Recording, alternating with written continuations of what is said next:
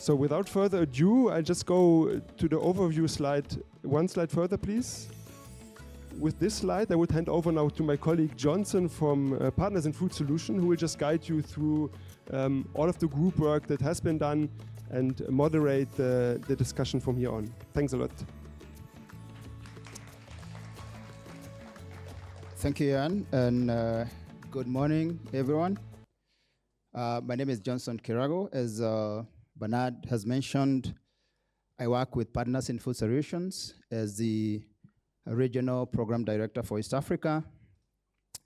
We are a non-profit organization that works with most promising, we call them high potential clients in food processing, and we link them to global food processing experts who provide them with pro bono consulting services, both on technical aspects of food processing, as well as business aspects of food processing. We've been doing this across sub-Saharan Africa for the last 16 years, touched about 2,000 companies, and our experts have provided close to 180,000 free hours to these businesses. So really excited to be here. I know we have some of our clients, some of our beneficiaries here. Always very, very proud of the work that we do and the work that you do to provide safe, nutritious, and affordable food products to the most vulnerable in our population. So with that, I'll very quickly go through the 4 areas that we covered yesterday that Jan touched on. It has been a long process. Jan mentioned it's something that we started a couple of weeks or months ago, setting out a survey to the participants, asking them what are their most pressing challenges, and we grouped them into these 5. That is farming, processing, nutrition, security, systemic issues, and something we're calling clean energy, water, and others. And in terms of farming, we provided, I think we came up with 10 areas and then grouped them into 5. And then yesterday we asked the participants to pick one challenge from each of the groups. For farming, they picked market access, as you can see there. Food processing, they picked technical assistance and funding. There's an aspect of funding that goes to technical assistance. Nutrition, I think we had very, very interesting insights. We'll hear them from the presenters. They talked about lack of demand from consumers as an area that they identify and discuss some solutions. And then it's systemic issues, supply chain and investment. That was a huge one, investments, especially dealing with the right investments.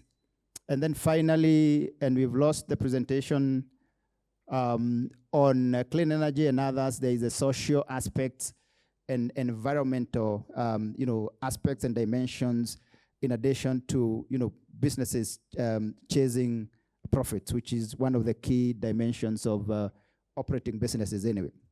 So with that, the way you're going to get the responses, I will invite speakers from each of the groups. They'll come here, they have 5 minutes each maximum.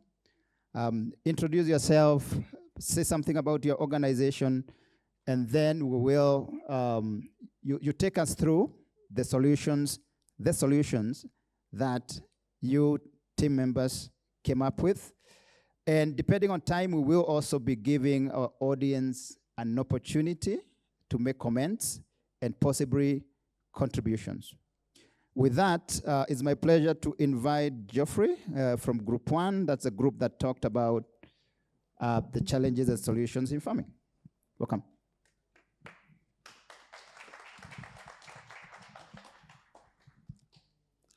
Hi, everyone. Hello. Hi. Fine, thank you. So, Geoffrey Nyamota is my name. I represent Group 1, where we were talking about farming. But before I go into what we discussed, I would like to briefly say that I lead ID activities in Kenya. We were initially supported by the Seeding the Future Foundation.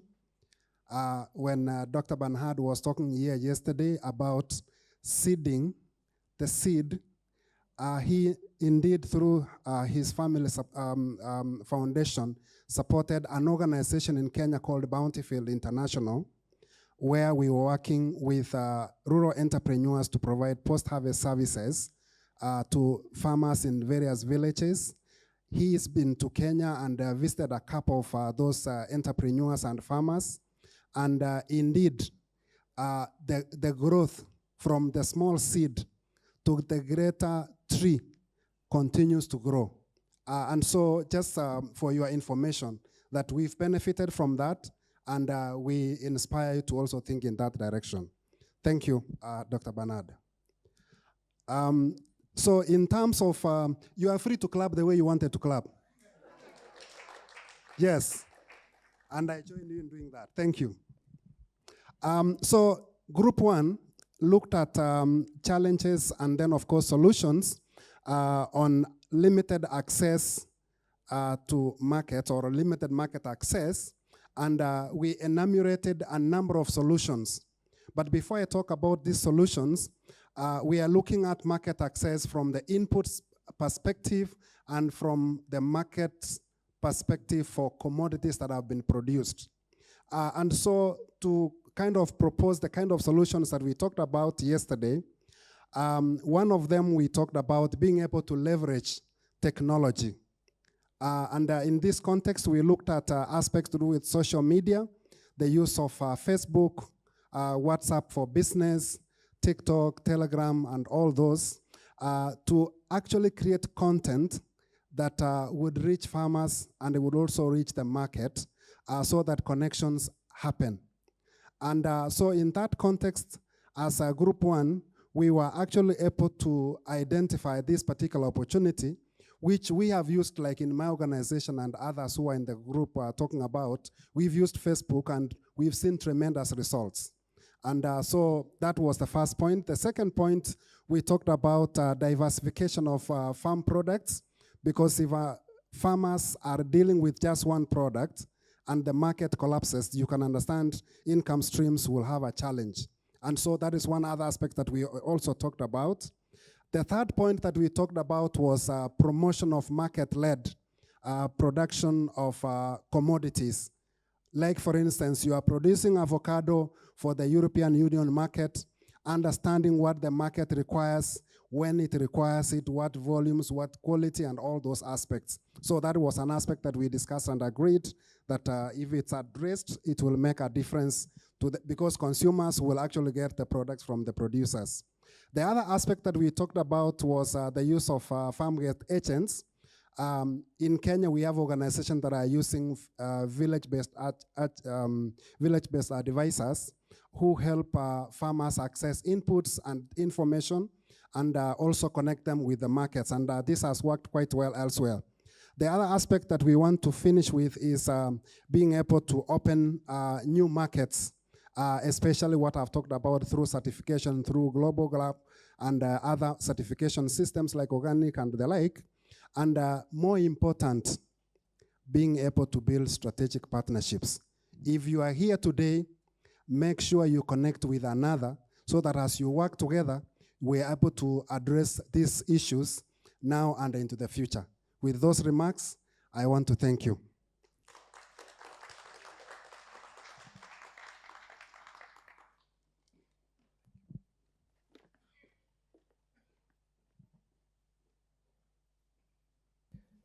Thank you very much, Geoffrey, and the group that worked on farming. I know we had many more suggested solutions, but we picked the top 5.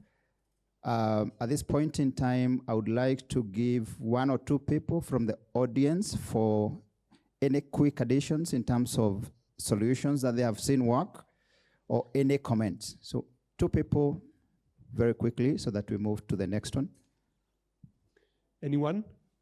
Yes. There are those two there. Perfect.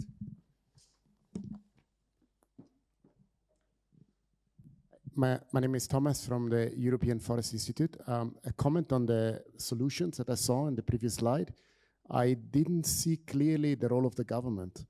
I wonder whether the use of farm gate agents could be, for example, something where the government could help. I know that there's extension services in all the countries, so I was wondering, if you could reflect on that as well. Thanks. Let's take both, and then we can. Okay, I'm Judith from Uganda. My question is on solution number 4, where it comes to using of farm gate agents. When it comes to Uganda, the biggest challenge we are facing are those middlemen, I can call them middlemen people. They come to farmers and then they tend to buy at less prices. So how will it be tuned so that it benefits the farmers? Thank you.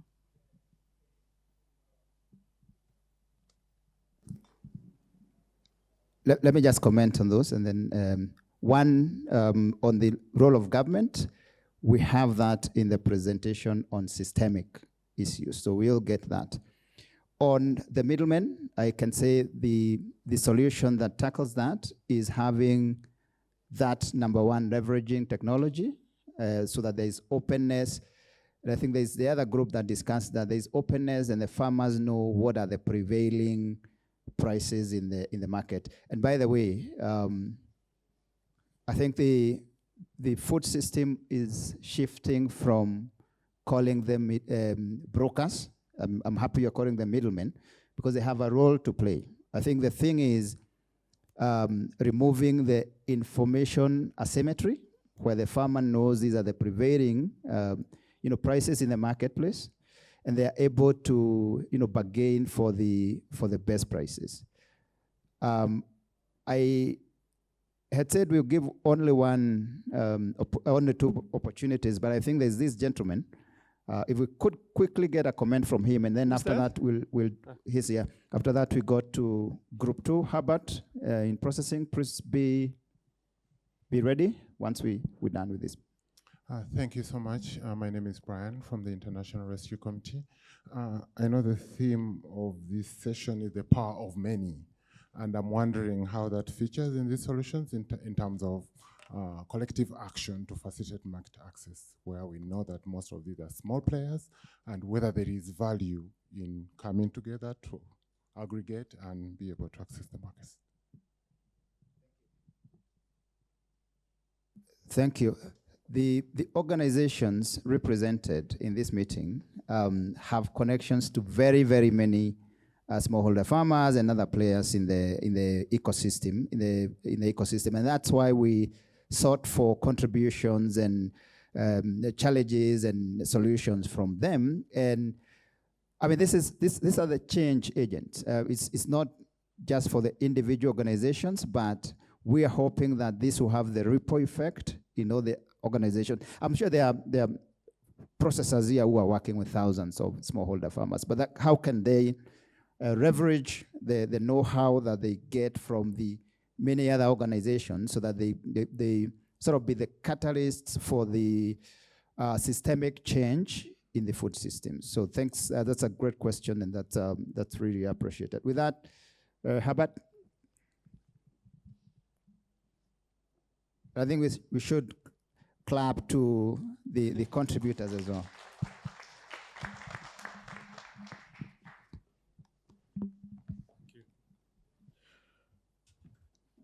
All right, good morning, everybody. Is it good morning? Good afternoon. I represent Group 2. Group 2 was focused on processing. My name is Herbert Thuo. I'm the co-founder and CEO of ANSA Africa. We are a venture builder based here in Nairobi and working across sub-Saharan Africa. We work with partners like yourselves to build programs, accelerator, incubator programs, and now more specifically within the food value chains. When I look at what we're doing around processing, you can see it picks up from where the previous group sort of left. The previous group was concerned about market access, and you cannot talk about market access without talking about processing. Our key concern was around the lack of technical assistance, and then linked to that, of course, is the funding of the technical assistance. So we spent a lot of time thinking about what technical assistance should look like, and then consequently, what the funding should do, to follow that. So in terms of the first sort of solution was to build capacity in technical assistance independent of funding. Because typically, if you look at the landscape, those two sort of go together. It's not necessarily a problem, but the case here is that sometimes the technical assistance shouldn't be linked to the funding. And I'll talk about something later on where we said, actually, we need the funding to work together with the technical assistance. But the idea here is to tailor the technical assistance, move away from the many to the individual, which takes us to the second point, which is avoiding the one-size-fits-all. When we were doing our research as Group 2, one of the things that came out is the copy-paste nature of a lot of the programs that are in the ecosystem. So the question of what does a non-one-size-fits-all program look like when you're talking about technical assistance? And of course, that is something that now every organization should be thinking about. A very interesting one was the issue of market. Again, you talk about processing, you talk about market access, you cannot help but think about what market looks like. And one of the things we discovered is there are no incentives on the market side. And we use the example of retail. If you look at large format retail, there is almost zero incentive to support food innovations. So for example, if you're talking to a large format retailer, like let's say here in Kenya, we have Carrefour or Naivas or whoever it may be, the experience typically, and we had a group of food processors in our group, if you've created a new, let's say, product and you take it to Naivas, not only do they not have any incentive to put it on the shelf, but even once they do, it's on consignment and they'll give you typically 60 days. If it doesn't sell, come back and get it and get out, right? And even as we're talking about food innovations, that's one part of the value chain. Even from my experience, having worked on the retail sector, they're just not aligned, right? So you come up with all these great innovations, all these great ideas, but if we don't get the retail side aligned, then we'll be going nowhere. Then the fourth thing was the focus on R&D. So how can we channel funding into R&D? There are some ideas around creating interesting funds that are not really based on grant funding, but based on the ability to deliver on the R&D. There are some ideas around, for example, you can access, let's say, $100,000, but you can only access different milestones on delivery of R&D milestones, right? So I thought that was interesting from the group as well. And then lastly, and this was interesting, is the link between academia and food systems innovations. One of the perspectives that I bring that's unique is I'm also in academia. I'm a PhD student looking at startup failure in Africa. And one of the things you look at when you talk to academia, there's a lot of knowledge sitting in academia. But that knowledge sometimes does not translate into the marketplace. And if you think about technical capacity building and the funding that goes with it, some universities have that in abundance. So why not rethink what capacity building looks like from the academia angle and see how we can tap into those resources, because they're valuable resources and they're sitting there, and channel them into some of the food systems innovations that we are thinking about. And with that, ladies and gentlemen, that is my presentation. Thank you. Thank you, Albert. I'll request you to remain there. And in the interest of time, we want to take just one question or comments. Thank you so much for the presentation. I just have one addition regarding the technical assistance a bit. I think to me, it's not only the funding, but also we have to ensure that we help processors also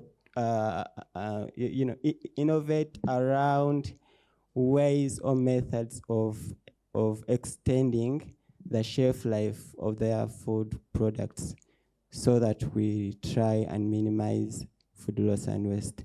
I can give an example of our own program. I work with NutriPosh, which is a flour invented for school feeding. It's made up of maize and pumpkins, but we had an issue of high fat content because pumpkins have a lot of fat, and you are mixing this with maize flour. So, and there was a risk of rancidity. And so we needed technical assistance to help us minimize the risk of rancidity, so that the flour shelf life is at least extended. And we got the support by doing the so-called maize grain micronization, where we first subject maize grains to a heat around 170 degrees for 170 seconds to try and deactivate lipases and oxidases. So I think technical assistance, it's not just funding, but also those other things. Thank you. Appreciate it. Thank you very much. I think that's that's well captured, well noted. Thanks, Albert. I would like to welcome to the podium Group 3, Josephine. So Josephine, welcome.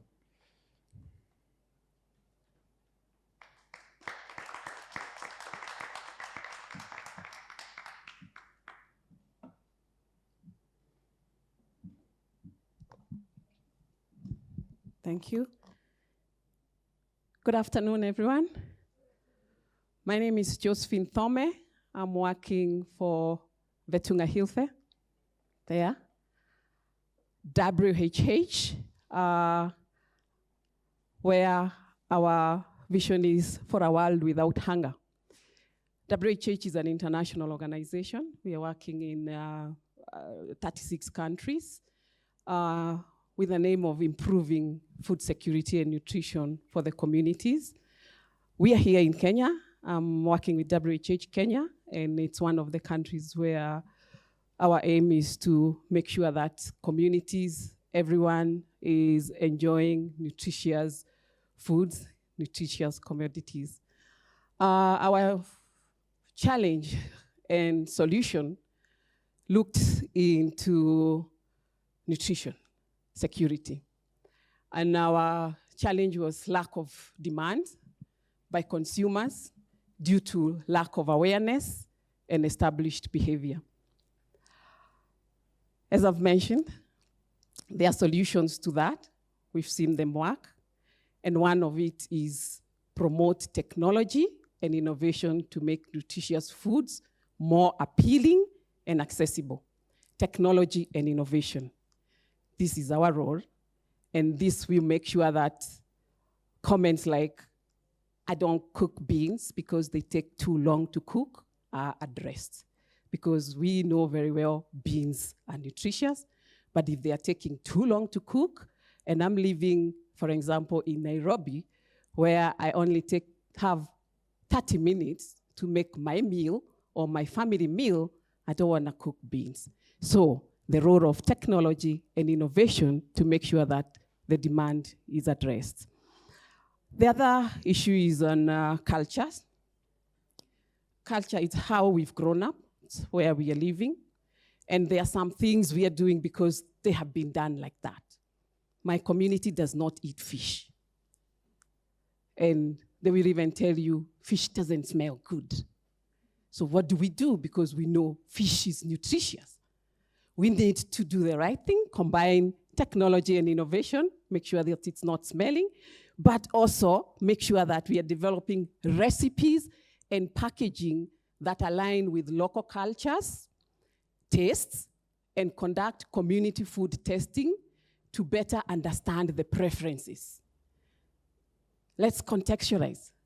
When you come to my community, you know they don't like the smell, so try to work out around that.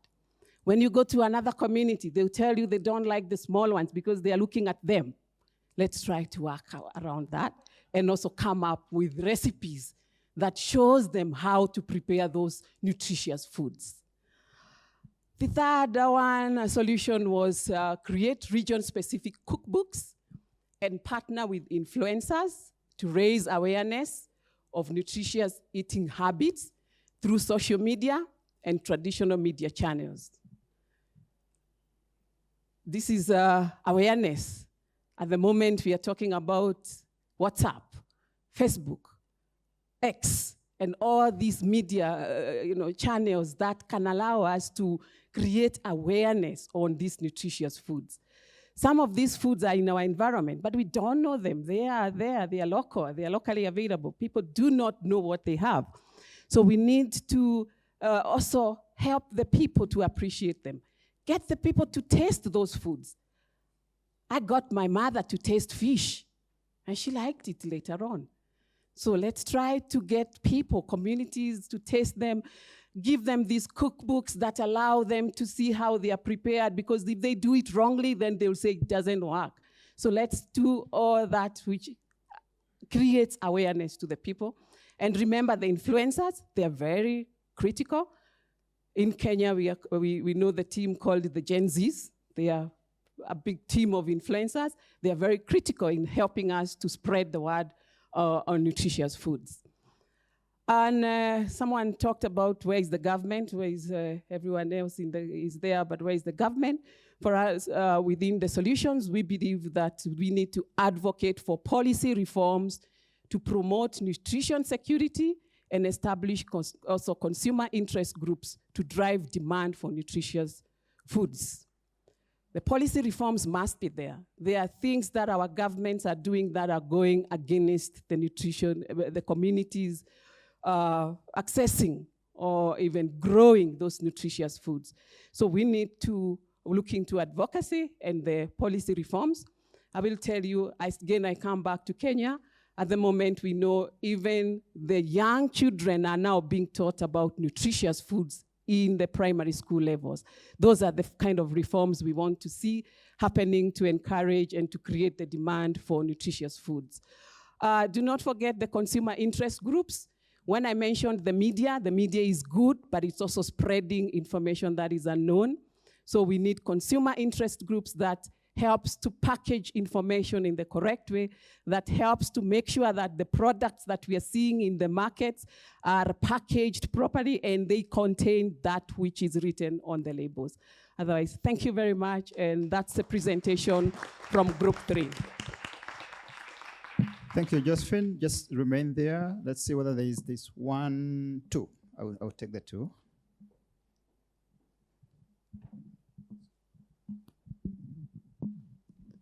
Thank you very much. My name is David Kamau. I am with the Fortified Whole Grain Alliance. Very fantastic insights you've brought here. But I think there's one thing that you've missed.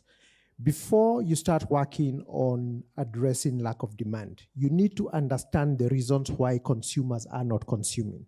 So there has to be an investment in research to be able to understand the barriers to consumption, which will then be able to feed into the social behavior communication change campaigns that you're looking at. Thanks. Thank you. Let's take both so that the presenter can respond to both of them at the same time. Great. Thank you, Frey from Essential Impact. I think one thing is affordability and accessibility. Like if we see the animal-based protein or even plant-based protein, they're so expensive, right? If we see the bottom of the pyramid, they might not be, those proteins are affordable. So here's my, are they accessible? Are they affordable? Do we have on the market cheaper options for the most of the population? So maybe that, adding the food processing companies, work with them, make those protein-rich or micronutrient-rich foods available. More, my point is accessibility and affordability of those nutritious foods. Thank you both. Any quick comments before we? Yes, well noted that why they are not consuming those foods. We need to, first of all, understand and do some research about that. And yes, appreciated that the pricing needs to be looked into as well.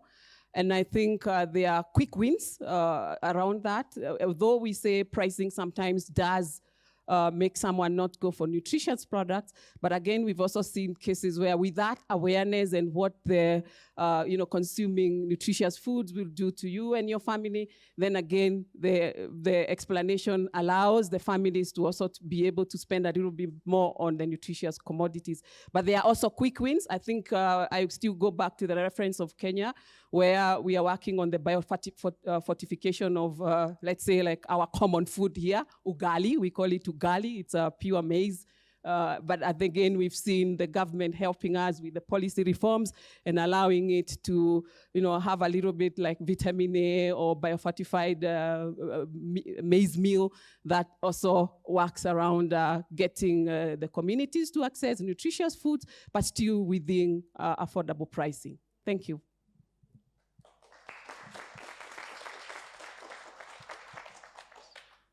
Thank you very much, Josephine. This is exactly what we mean when we say the power of many. We got all the solutions in this room. We just need to have the approaches to offering the solutions properly coordinated and not disintegrated. With that, I would like to welcome Joachim to present for Group 4.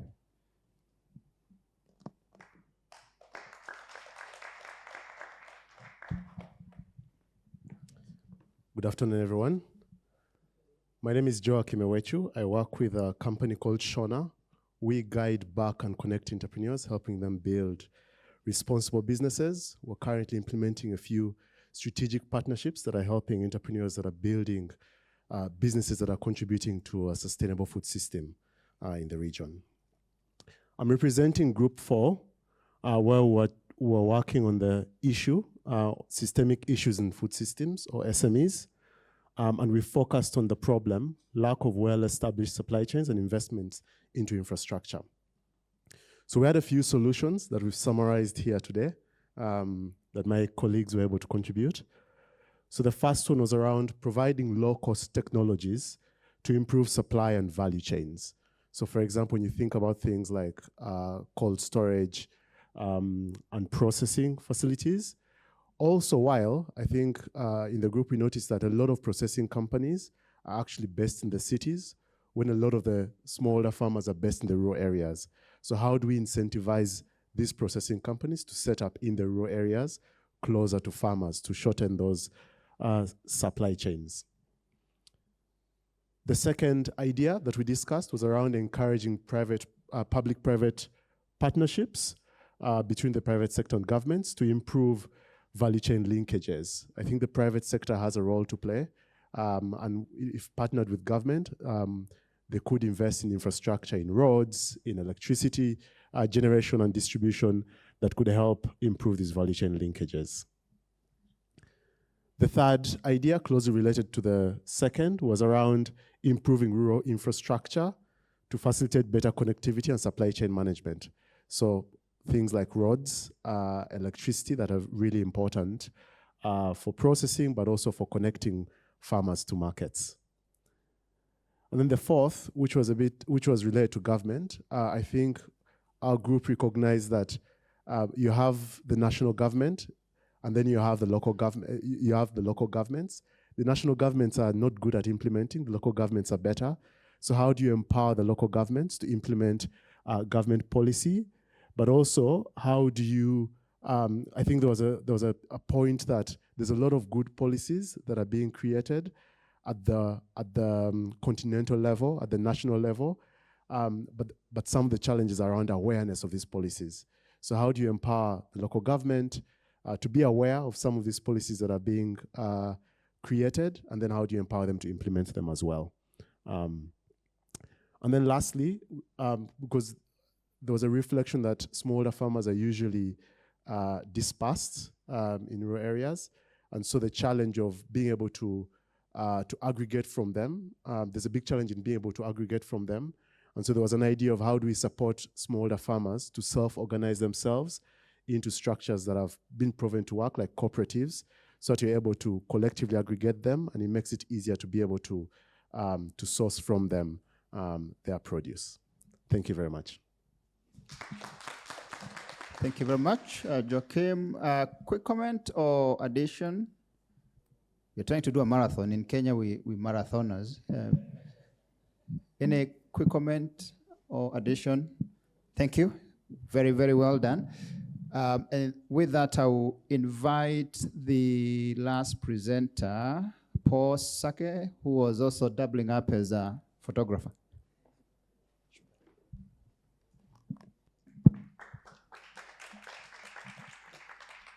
Good afternoon, everyone. Habari mzuri? Asante sana.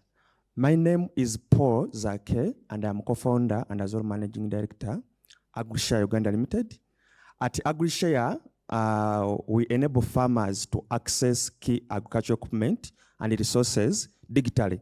And our app, which is available on Play Store, currently has over 78,000 users. And we are inspired to see that we reach more farmers, not only in Uganda, but across Africa and other parts of the world. In our group, we focused on knowing the challenge that social enterprises have the challenges of balancing the financial returns with the social and environmental impact. And the solutions derived, one of them was a pilot phased approach.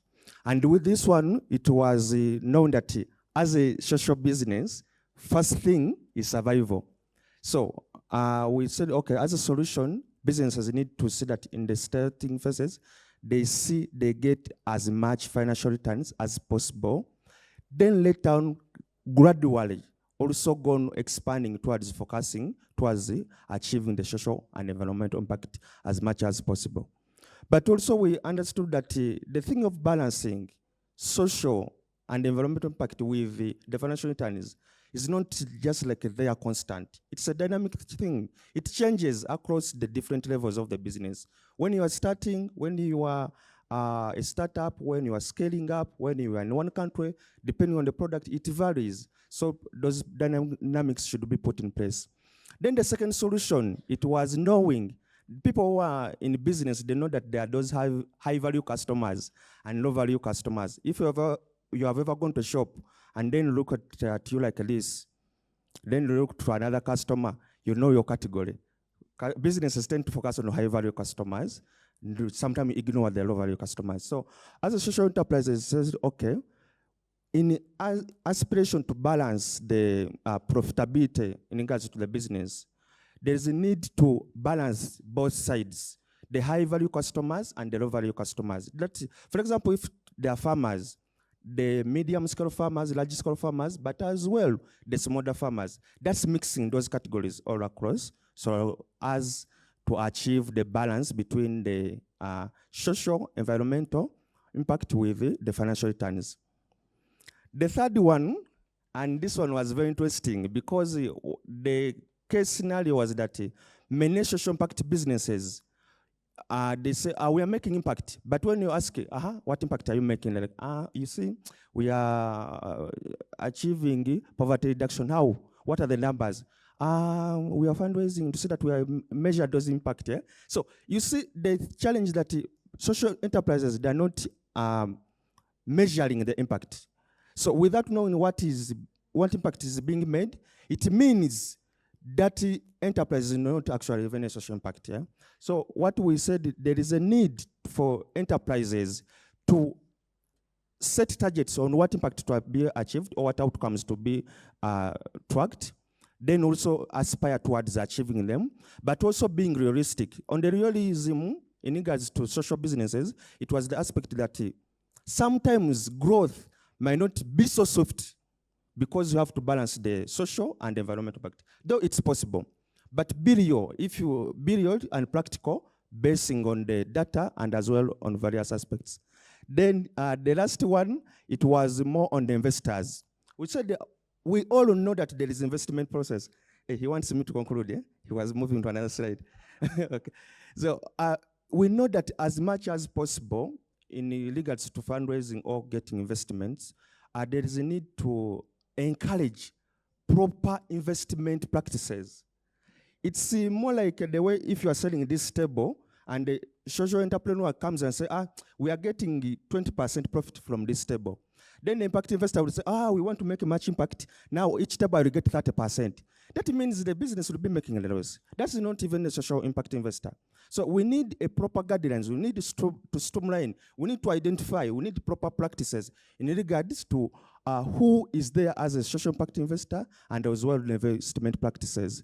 And lastly, we need to involve stakeholders as much as possible in regards to know what is social impact, what is environmental impact, what are the financial returns. So if the investor wants financial returns, what's the definition on the financial returns? If the community wants the social impact, if the government wants environmental impact or aligning with environmental procedures, what are they? And this one comes with one way. That's the involvement, consulting, and engaging these stakeholders as much as possible. Thanks so much. Thank you, Paul. Any comment, question to Paul? Somebody to send me my camera. No. Thanks, Paul, for the presentation. I just want to add something regarding our value chain. In order for us to balance between the finances and the environmental and social impact, we use market access actually as an incentive for smallholder farmers. For example, they are growing maize and pumpkin on the same piece of land, but if there is the market, if you have, for example, a factory or a mill and they are growing to supply you, they can easily, for example, use the no-tillage farming system and the mixed cover crop rotation and practice regenerative agriculture very well. So it's all about incentivizing farmers to try and practice regenerative agriculture and minimize greenhouse gas emissions and things like that. Okay. Most appreciated. Thank you for your comment. Thanks, Paul, for representing the group as well. I think it's very well said. We understand there are challenges. The solutions are with this team, this group. That is why we talk about the power of many. I hope we will work together, help connect the dots so that we are providing the solutions, the leadership that is required to transform global food systems. And with that, I would like to invite Bernard, who is going to introduce our panel for the fireside chat and help us connect all the different pieces together. Welcome, Bernard. Thank you, Johnson.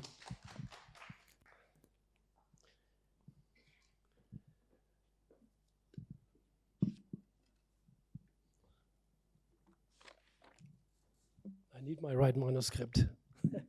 So it is really with great pleasure to lead this discussion with a very esteemed group of individuals.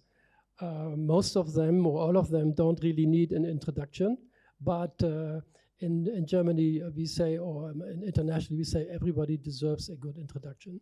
And so before we do this, I would like to invite our esteemed panel members to come up to the stage and take a seat. And then I will begin with the introductions.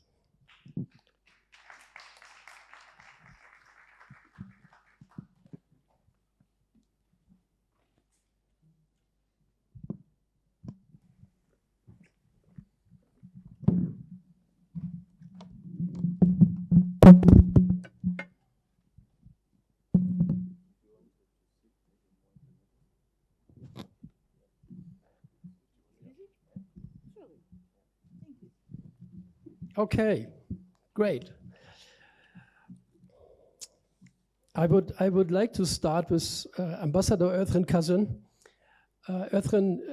Cousin, we are really, really happy that you could make it here today, that you are here in person. And you can't believe how happy we are. And I'm sure you are as happy as we all are. So I leave it like that. Ambassador Ertharin Cousin currently serves as the Managing Director and CEO of SFS Ventures, which is an impact investment fund, and is the CEO of Food Systems for the Future Institute, the fund's sister nonprofit organization. She also serves as a distinguished fellow at the Chicago Council on Global Affairs, at the Bosch Academy, Robert as a Richard von Weizsäcker Fellow, and as a visiting scholar at the Stanford University Center on Food Security and Environment. From 2012 to 2017, Cousin has led the United Nations World Food Programme as Executive Director, and under her leadership, WFP provided life-sustaining food assistance to over 80 million people annually, and began the longer-term work of identifying, championing, and implementing more sustainable solutions for global hunger and malnutrition. From 2009 to 2012, Ertharin Cousin was the US ambassador to the FAO in Rome. And prior to her global work, Ertharin Cousin helped lead the United States domestic fight to end hunger, serving as the Executive Vice President and COO of America's Second Harvest, now known as Feeding America. Ertharin Cousin serves currently as a board member of several global companies, among them the Bayer AG and Mondelez International. She is also board chair of the Albion North America and the trustee of the American Agriculture think tank Academia 2063. She has been listed numerous times on Forbes' 100 Most Powerful Women list, as Fortune's Most Powerful Woman in Food and Drink, on Time's 100 Most Influential People list, and as one of the 500 most powerful people on the planet by Foreign Policy magazine. Please join me in welcoming Ambassador Ertharin Cousin. You have made my mother very happy. Matthias Morge. Matthias Morge was appointed Secretary General of Welthungerhilfe in September 2018. He is an agricultural engineer and environmental scientist, and has worked for the WHH organization in various positions since 1998. Since March 2010 until 2018, he was a member of the Executive Management Responsibility for International Programs. From 2005 to 2010, he was head of the department Knowledge Innovation Consulting, which deals with conceptual issues of overseas programs and internal knowledge management processes. As regional director in Bamako, he was responsible for development and management of programs in Mali, Burkina Faso, Liberia, and Sierra Leone from 2001 to 2005. In addition, Matthias Morge was member of the board of the Venro organization and serves in an honorary capacity as member of the board of trustees of the Aid by Trade Foundation on the Partnership Council of GAIN, and as a member of the advisory board of the International Congress Hidden Hunger, organized by the University of Hohenheim. Please help me in welcoming Matthias Morge. Vikash Abraham. Vikash is Chief Strategy Officer at the Nandi Foundation. As you may know, the Nandi Foundation won the Seeding the Future Global Food Systems Prize this year for their breakthrough approach, results, and impact in regenerative farming in India. Vikash is a passionate implementer of sustainable agriculture models dedicated to make regenerative farming the most efficient, convenient, and profitable option for smallholder farmers in India. In addition to his role at the Nandi Foundation, he leads the Urban Farms Company, a social enterprise addressing the urban food system. He ensures the supply of nutrient-dense, fully traceable vegetables to cities across the nation and enables farmers to transition to regenerative agriculture through an innovative back-end hub that streamlines adoption. With 15 years of experience, a degree in engineering, and over a decade of hands-on work with farmers, Vikash brings a multidisciplinary approach to solving challenges in food systems. He believes that science-driven solutions aligned with nature cycles can create sustainable and financially viable agriculture models by blending modern science, traditional knowledge, technology, and empathy. Vikash drives positive change, benefiting both the environment and the farming communities he serves. Please join me in welcoming Vikash. And lastly, but certainly not least, my good friend Mandla Nkomo. Mandla has a very rich 25-year career in the African agri-food sector. He currently serves as the CEO of Partners in Food Solutions, a consortium of several world-class food companies working together to provide technical and business expertise to African food processors. Previously, he served as Chief Growth Officer of CGIAR's Excellence in Agronomy Initiative. Mandla was born in Zimbabwe, but have spent most of his life moving between Zimbabwe and South Africa.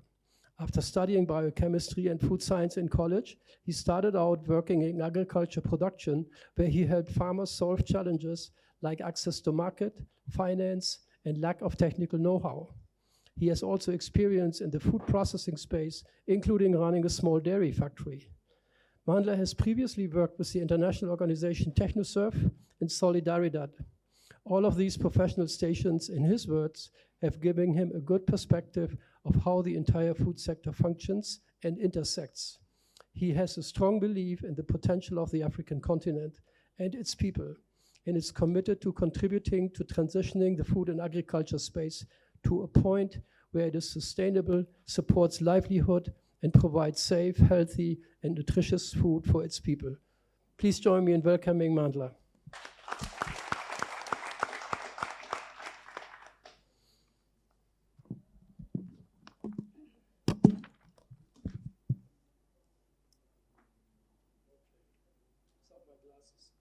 Going to be nowhere. So let me say that we are all happy to have you as a distinguished panel speaking to the topic of food systems from a bioeconomy perspective. Each of you has a highly relevant view on key challenges and opportunities to provide sustainable solutions within the food sector and to really enable a transformation to a sustainable economy.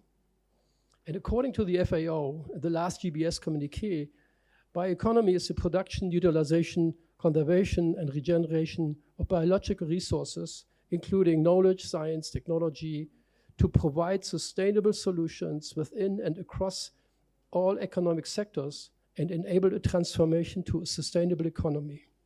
So my first question goes to each and every one of you, and it has two parts. In the preceding presentation, we heard about specific or systemic issues of the food system or stakeholders are facing and possible solutions or solution strategy. So the first part is, can you please share with us your initial reaction and perspectives to any of those challenges and solution strategies heard so far? And part two is, where do you see the biggest challenge, one or two opportunities for transformational change towards food systems globally that are economically and environmentally sustainable, and why? So I'm going to start with Matthias on my left. Thank you very much, Bernhard. First of all, I would really like to express my greatest admiration to all the entrepreneurs who are here in the room. I mean, yesterday it was a fascinating morning to work with all the entrepreneurs here.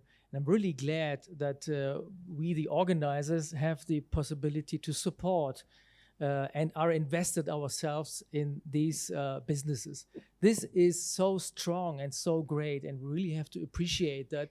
It is very often a real struggle. When I just saw Paul Sake here mentioning the agri-share, this is not easy to make it really a viable business. That's a constant struggle, a daily struggle, but this is the contribution to the food system, to the sustainable food system we really want to see, where small-scale farmers are involved, where small-scale farmers have access to technology, mechanization, inputs, etc., etc. So we need these kind of systems, and we need the entrepreneurs who have the courage to go on with this.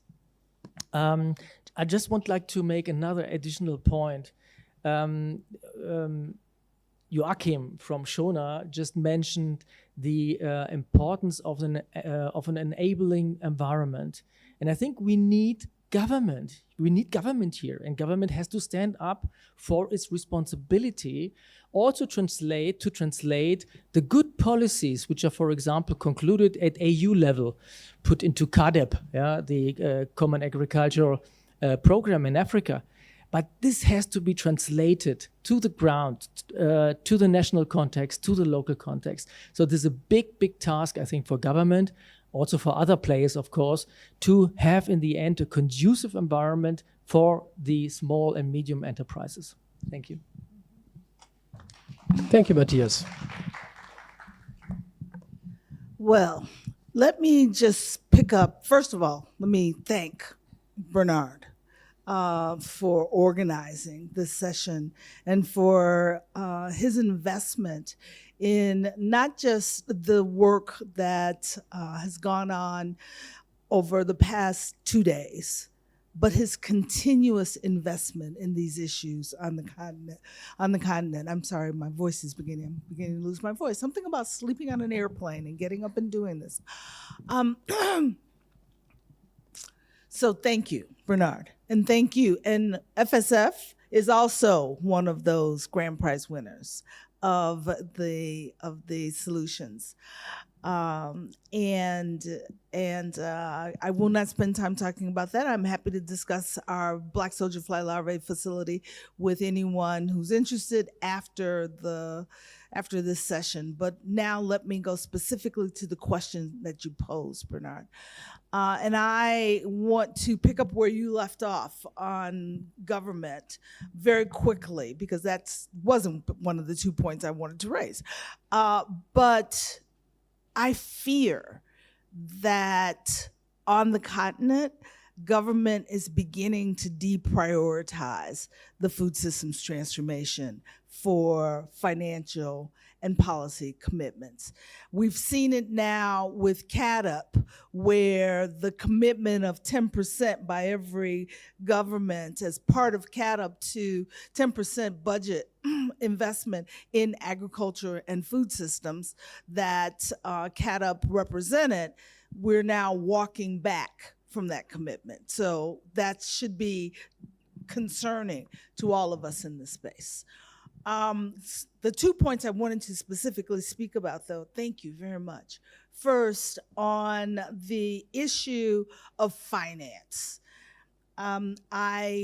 Without additional capital to support the scale up of the many businesses that we see that have participated in today's conversation and yesterday's conversation and those outside the room, we will continue to talk about what is possible instead of what is happening. The reality is that there is not enough capital, private sector capital, flowing to the continent for the scale up of successful entrepreneurs. I've sat with financiers who have said to me that Africa is too risky. And I underscore and try to explain to them that there are 54 countries in Africa, and they all are quite different. And the risk issue is quite different in each one of those countries. But until we have the capacity to demonstrate that through the successful scale up of businesses for not just impact return, but also market rate financial return, we are not going to move that capital. And the capital that comes from the climate financing, only 4% of all climate financing today actually inures to or flows to the food and agriculture system. And less than 1% of that 4% flows to the continent. And so this is a challenge that we have recognized, but that we must work to drive those narratives that demonstrate through facts that there is opportunity for impact and financial return on the continent. The last, very quickly, on the issue of the farmers. I think it is quite critical that we change the economics on our farm.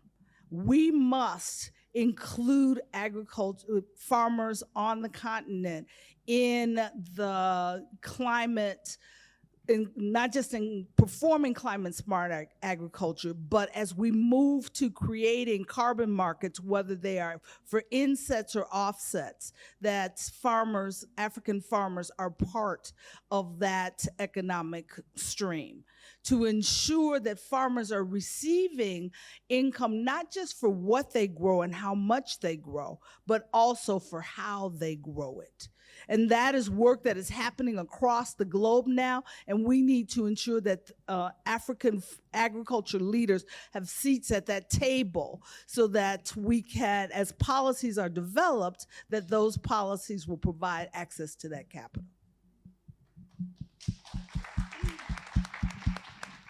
Thank you so much. Thank you so much, Evelyn. I think,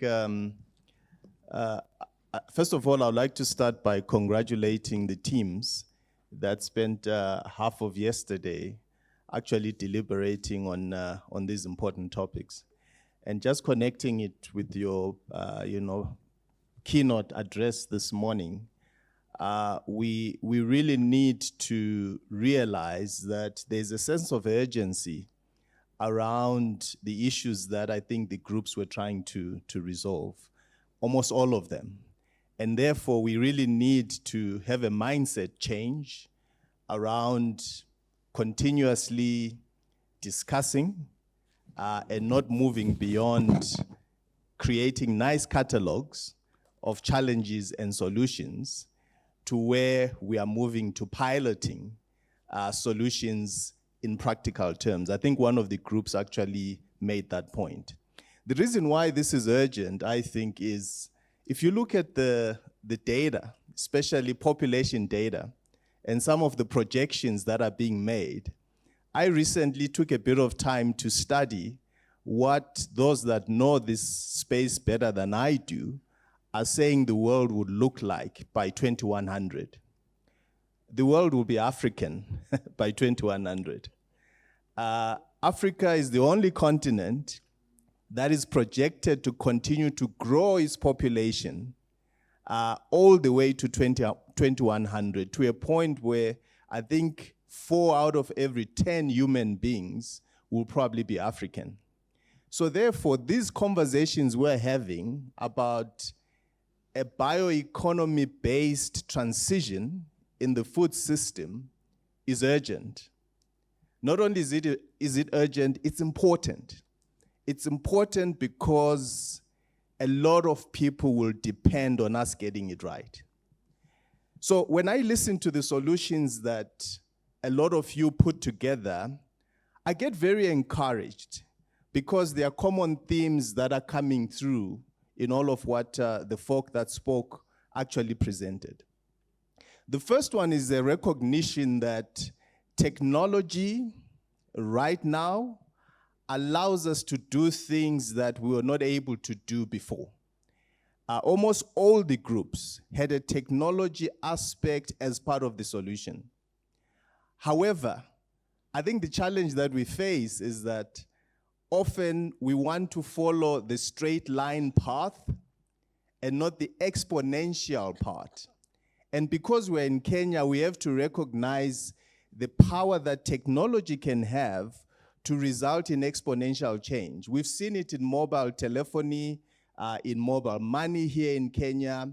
And I would like to suggest, particularly, for example, to the supply chain management group, that we already have enough technology and assets that can help us shorten supply chains, that can help us connect producers better to markets, facilitate transactions. But what seems to be missing is the right kind of investment in demonstrable examples of what that looks like. And I'd like to share an example that comes from a country that most of us, love to hate, or hate to love, and that's China. China had a very similar set of circumstances to Africa 20, 30 years ago. But if you look at how companies like Taobao, like Pinduoduo are connecting farmers to markets, connecting inputs to farmers, facilitating transactions in contexts that still bear a lot of resemblance to the African continent, I think we must have hope. And what I'm hoping for is that we can start to channel investments into demonstrating how this could look like. And a lot of you, I think, came up with those solutions. I think the second thing I want to share in response to Bernard's question is how do we make sure that for Africa, one of the transitions we make is not from healthy, nutritious, traditional food to empty calories that are creating non-communicable disease issues in the rest of the developed world. The only way to do that is what gets promoted gets consumed. And we need to package the foods that are nutritious. If we're talking about vision for adapted crops and soils and all those crops need to eventually be presented to consumers in a manner that is attractive, that they're willing to spend money on, and can actually help in transforming the food system. So my hope is that we can all contribute to using behavioral science, consumer science that we know, to put a lot of investment in these highly nutritious foods and R&D to deliver a transformation that is based on adapted crops that are actually good for the continent and will allow us to transition appropriately. Thank you. Thank you, Mandla. Very well said. Thank you, Bernard, for who you are and having us here. I missed yesterday, so thank you for all the effort in bringing all these beautiful suggestions together. Personally, there are many I would like to reflect upon, but one that I would like to call out today is what was written, which said market-led production, right? This is probably one of those industries where consumer demand is nearly constant, but we have very, very limited production planning at the back end. So I think that was really, really interesting. Part two of the question, which is what are the challenges that I would like to share, is more about the back end, which is normally not discussed. Before the farm and what happens on the farm. And few things. One is on the climate change aspect. When a plant grows, it is nature's way of sequestrating carbon. But unfortunately, today the agriculture industry is emitting 25 to 30% of the greenhouse gases. And companies around the world have committed as part of their net zero commitment that they will have millions of acres moving to a carbon positive regenerative agriculture by 2030. How do you do that? Within 6 years, how do you transition millions of hectares from conventional agriculture to regenerative agriculture? I think that's challenge number one. And the second challenge is the increasing cost of synthetic fertilizers. Today, we don't see the prices going up because there's huge subsidies from the government going at the back end. That money can be used for many, many other things which are useful. So these are the two challenges, but where is the solution? The beauty is that's an economic challenge and the solution is in biology. And the solution, if you look at it, is the visibility we've got into plant nutrition today. Conventional agriculture is a 150-year-old understanding of plant nutrition, where we said plants get nutrition through water-soluble formats. Today, we know the symbiotic relationship between plants and the biology below. We know that plants get superior nutrition through the biology. So I think we have a solution with us which will give us a much, much better food system in the future. Thank you, Vikash. Great take. So I think in the interest of time, we're going to switch the question, and I wanted to ask the audience to ask any questions which come to mind, because we had heard some really important, relevant, and significant thoughts about where we are today and opportunities where we might go, the role of government, I really appreciate you mentioning China, because if we hear from West country financiers that it's too risky, where is China on the same topic? They're taking a longer term approach, and if we don't hurry up, we might be at the short end of the stick. So please, anyone has a question or comment?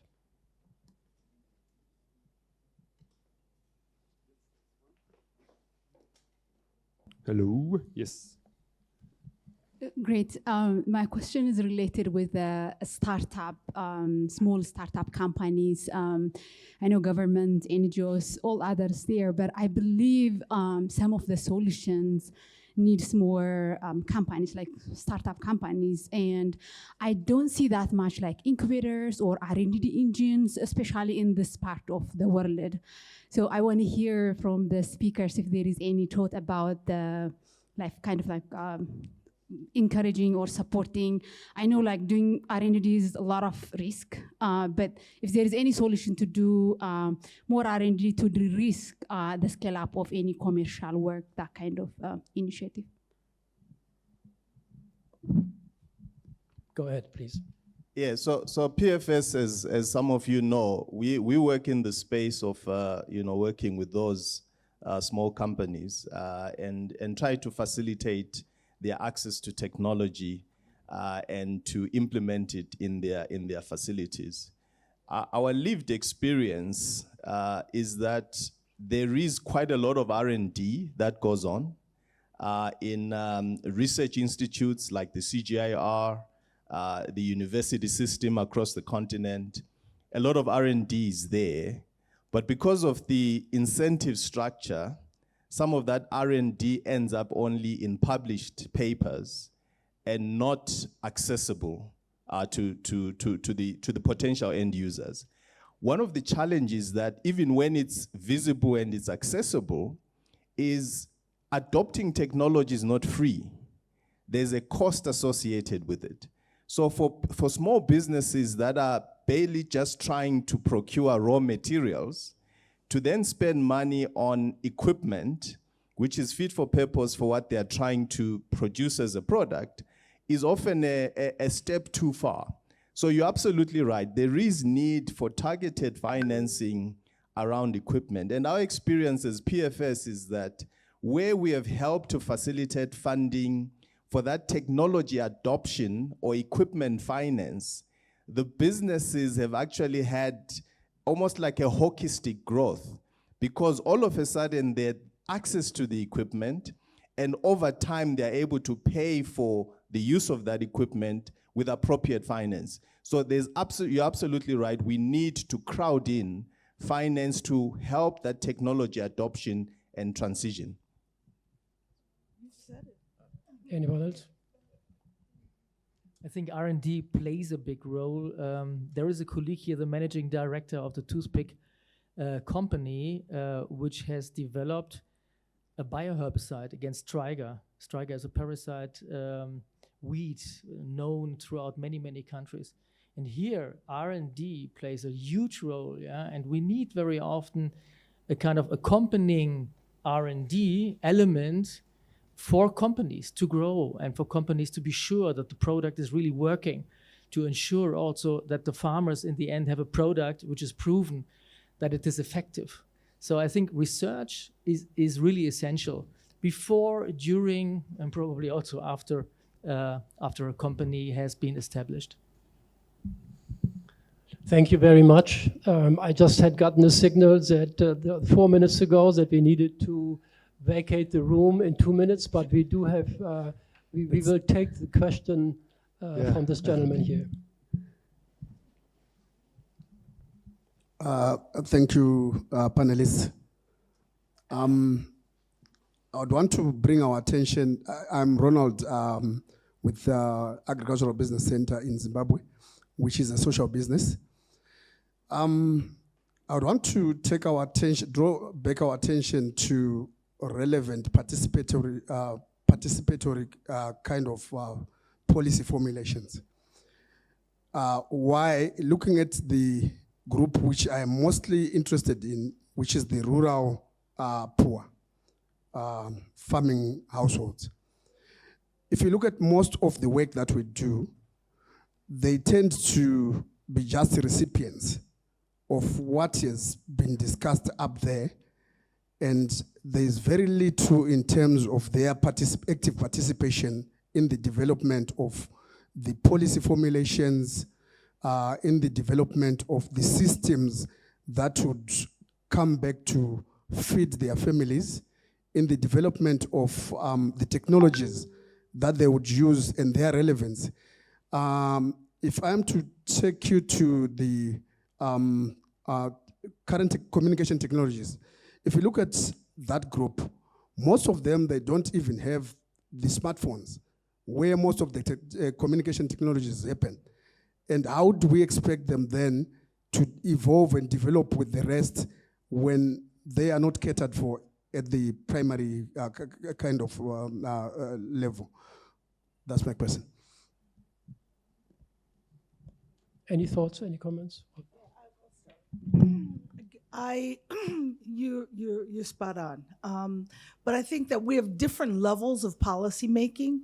You have global policy making, and then you have the adoption of by regional and national governments of those global policy initiatives. But the real rubber meets the road is at the local level. And that is where stakeholder engagement is critical to the development of the regulatory systems for implementation of those policies that will support the contextual viability of any policy. And the governments that are getting it right are involving the stakeholders. And those who have voice, like yourself, need to ensure that as regulatory frameworks are developed, that there is input from appropriate stakeholders who are potentially impacted by those regulations. That's the only way they work. Mandla? Yeah, I would like to respond to your technology question around the asymmetry in terms of access to technology by the rural poor. I think that's a moving target, and here's why I say that. If you drive around most of rural Africa today, there is almost close to universal access to some device, either in the family or someone close enough to be able to share information. And when you realize that there's a lot of investment that has been done in terms of the infrastructure that makes these devices work in these areas, I think what's often missing is how do we get them to serve the interests of the communities? Do we create, facilities in those rural areas that allow for people to have improved access to information, improve access to financial services, improve access to healthcare? I think it's now possible. I mean, in your own home country, my home country, we've recently had Starlink going live. Now, for not-for-profits and civil society organizations, this is a massive opportunity because one Starlink could connect potentially an entire village through a wide area network. This is where I think the investments need to go. And unfortunately, governments are not going to do it. It needs to be civil society. It needs to be private sector. And I think we shouldn't be tentative about that, because if we are, we're going to have a whole lot of rural folk being left out of a technology-driven economy when the opportunities are actually really there now. What a great way to close this session. And let's give a good round of applause to our distinguished panel. Thank you, thank you, thank you.